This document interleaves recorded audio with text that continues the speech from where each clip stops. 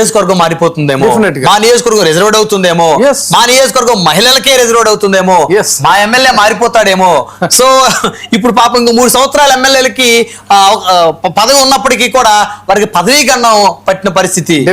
Definite so ఈ మార్పులన్నీ కూడా అనివార్యంగా అన్ని ప్రాంతాల్లో కాకపోయినా చాలా ప్రాంతాల్లో జరిగేటువంటి పరిస్థితి ఉంది. అంటే ఇలాంటి అప్పటిదాకా ఉన్న రిప్రజెంటేషన్ మారిపోయేటువంటి భావన వస్తుంది.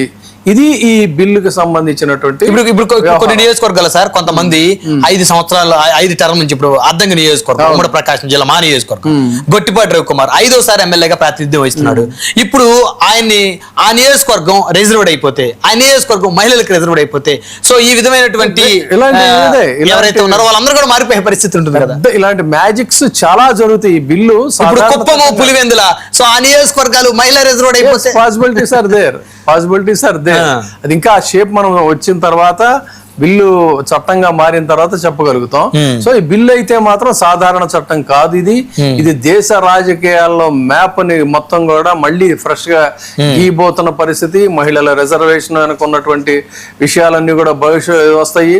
సో ఇది ఒక ఎలక్షన్ గేము అనే దాని మీద కూడా ఉంది. కాకపోతే ఒకటే ప్రశ్న ఏంటంటే, ఇది సమానత్వం కోసం తీసుకున్న నిర్ణయమా లేకపోతే పొలిటికల్ మైలేజ్ కోసం తీసుకున్నటువంటి నిర్ణయమా అనే దాని మీద ఇది అవుతుంది. ఎందుకంటే చూద్దాం, ఇది 71 నుంచి 42వ రాజ్యాంగ సవరణ జరిగిన దగ్గర నుంచి కూడా 71వ జనాభా ఆధారంగా, తర్వాత 84వ